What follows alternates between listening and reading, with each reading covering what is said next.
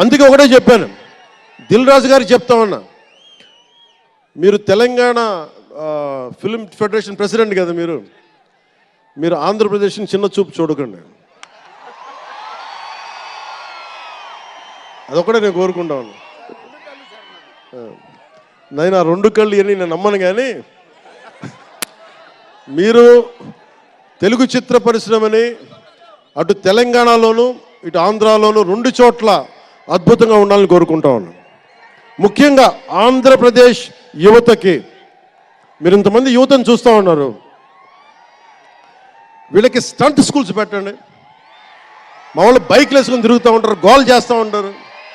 ఒక మంచి stunt school పెట్టండి. గోదావరి జిల్లాలోనూ రాయలసీమలోనూ మా కడపలోనూ ఎక్కడో చోట ఒక 2-3 స్టంట్ స్కూల్స్ పెట్టండి. మా వాళ్ళకి స్కిల్ డెవలప్మెంట్ ఇవ్వండి మాకు.